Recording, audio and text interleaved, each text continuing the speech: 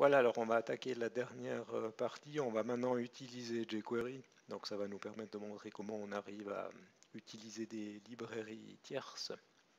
Et puis après, on va écrire un fichier JavaScript qui va utiliser jQuery pour faire des manipulations de notre document HTML. Donc on va peut-être aller faire un tour sur le site de jQuery. Vous voyez que si je viens sur Download ici, j'ai la possibilité de télécharger les fichiers et puis après de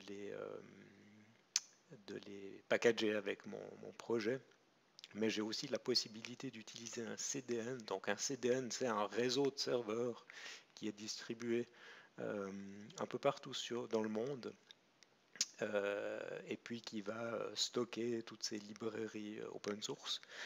Donc l'avantage, c'est que je ne vais pas devoir, depuis mon infrastructure, servir tous ces assets. Donc pour moi, ça va me permettre d'économiser des ressources. En général, il va aussi y avoir des meilleures performances. Puis pour l'utilisateur, si j'ai des utilisateurs un peu partout dans le monde, là en général, c'est un serveur du CDN qui est proche de chez eux qui va servir l'asset. Donc si on vient ici, on voit qu'on a plusieurs versions de la librairie. On a des versions complètes, donc ça c'est plutôt quelque chose qu'on va utiliser quand on fait du dev. On a une version minifiée, ça veut dire qu'on a transformé le code source pour qu'il soit le plus léger possible. Donc on a renommé des variables par exemple. Donc l'avantage c'est que c'est léger, l'inconvénient c'est que si on essaye de débugger jQuery lui-même on va avoir de la peine.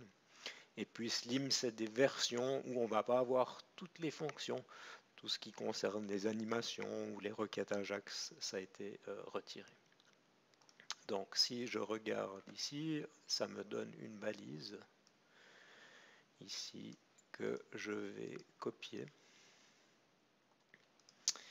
Et puis je vais pouvoir venir dans mon IDE et puis rajouter la balise ici. Alors, on l'avait vu dans une session précédente, l'ordre est important. Si dans mes scripts ici je veux utiliser jQuery, c'est important que je charge jQuery avant. Donc si vous ne faites pas attention et que vous chargez jQuery après et que vous essayez de l'utiliser dans MyScript, vous allez avoir un souci. Donc on va enregistrer ça juste pour vérifier, nous convaincre que ça marche. Je vais effacer l'historique, je vais faire un shift reload et on voit ici que la librairie a bien été chargée.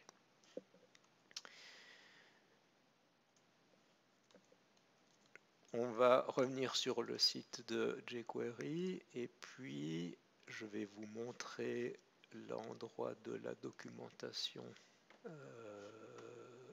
par laquelle il faut commencer. Donc on a accès à toutes les API, ça c'est vraiment les détails quand on code, on va souvent utiliser ça comme référence. Mais pour démarrer, ça vaut la peine ici de venir dans le Learning Center et puis de regarder ce qu'on nous dit sur jQuery Core. Donc là, on va nous dire comment commencer à utiliser la librairie, comment on va pouvoir sélectionner des éléments du document, comment est-ce qu'on va pouvoir travailler avec ces sélections, les modifier, et puis après styler les éléments. Je ne vais pas dans ce webcast parler des événements, mais vous avez vu avant un exemple avec l'API native. On va avoir ici quelque chose de très simple, de très similaire, pardon.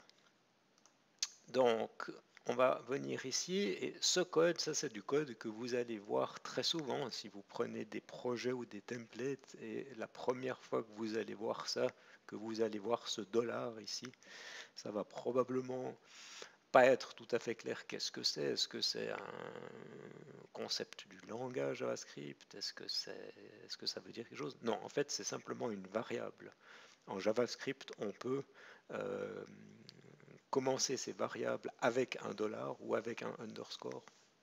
Donc jQuery, eux, ils ont exporté leur librairie avec une fonction qui s'appelle dollar.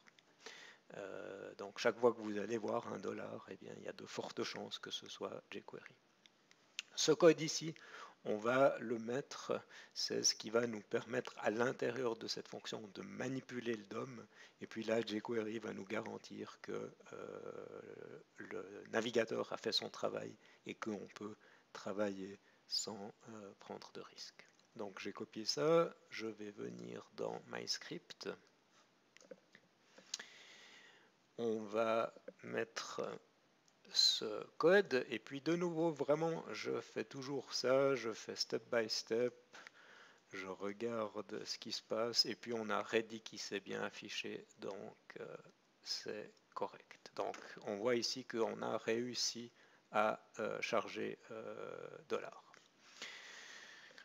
On avait parlé de la configuration du debugger. Donc ce que je vais faire ici, je vais venir dans JS, je vais venir dans MyScript, et puis je vais mettre un breakpoint ici. Ce qui fait que si je recharge, je suis maintenant dans le debugger. Vous voyez que si je tape $, $ ici c'est ma fonction jQuery. D'accord? Donc on parlait d'expérimentation dans la console, je vais ici pouvoir expérimenter des choses. Donc je vais par exemple essayer de sélectionner tous les titres, donc tous les éléments H2, et vous voyez que je reçois une sélection de 3 éléments.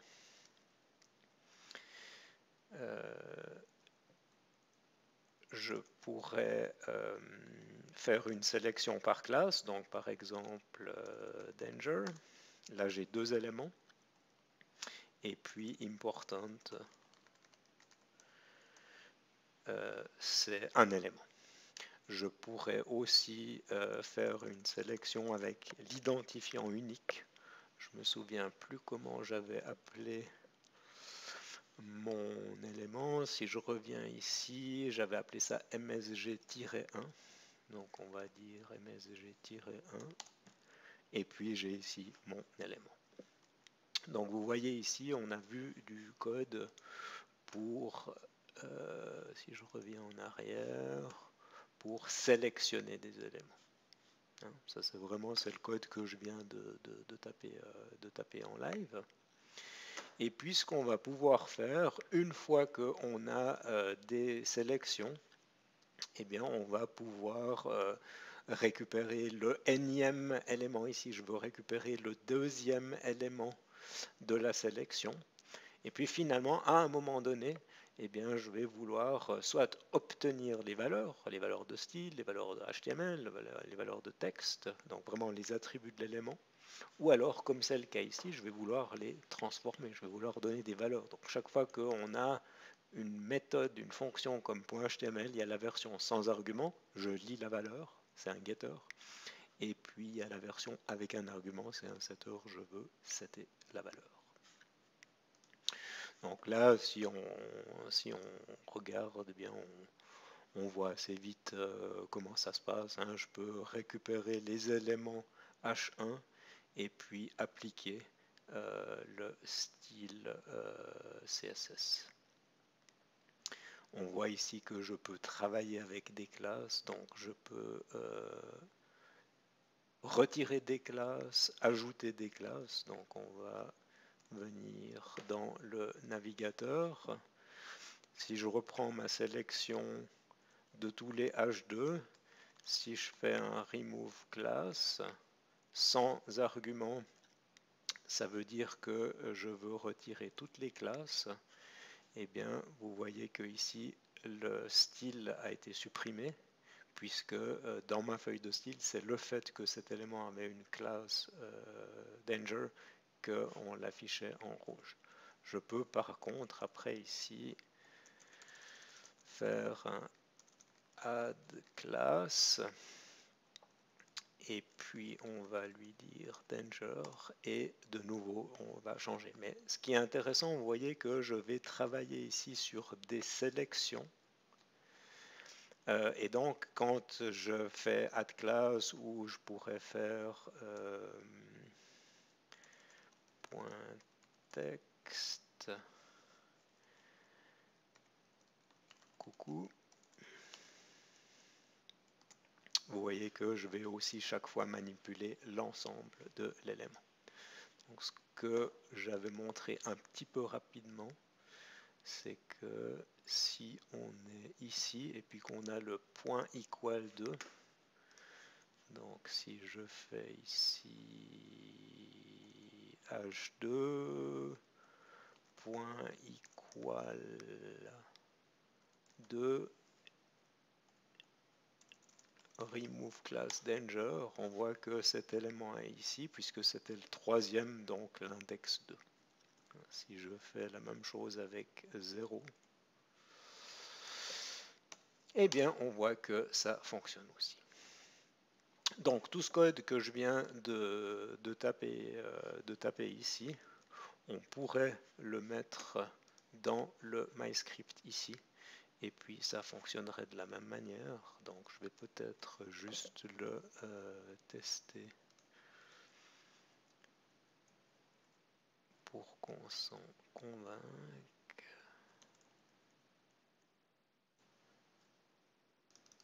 Donc on va copier ça, on va le mettre ici. On va enregistrer ça. Et puis si je fais un Shift Reload,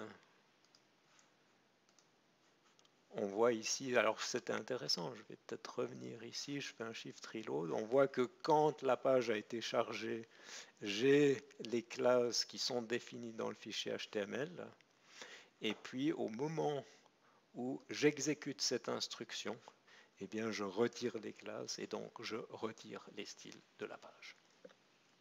Ok, très bien. Alors avec ça, on a fait notre manipulation de base. On est allé évidemment très vite, mais on a vu la relation entre le fichier HTML qui d'une part définit un arbre et puis après va dire qu'on va charger un ou plusieurs fichiers CSS, des fichiers JavaScript, des fichiers JavaScript qu'on va écrire, d'autres qu'on va utiliser, donc des librairies. On a vu que finalement contrôler ce qui est affiché dans le navigateur, ce que l'utilisateur voit, eh bien, on va pouvoir le contrôler avec une API et on va faire de la transformation de structure de données. Donc, dans l'API, on a des fonctions pour se balader, trouver des sélections, explorer des sous-arbres. On a des fonctions pour les modifier. Et puis après, chaque nœud de l'arbre a des attributs qui sont après interprétés pour faire le rendu visuel. J'espère que ça vous a donné un aperçu de ces manipulations. Donc maintenant, c'est à vous de vous amuser, de faire un projet avec cette structure et puis de faire des tests. Et évidemment, on a égratigné la surface de l'API jQuery et de l'API du DOM. Là, maintenant que vous avez vu le fonctionnement de base, c'est à vous d'aller tester, d'aller lire la documentation et puis d'explorer la référence complète de l'API.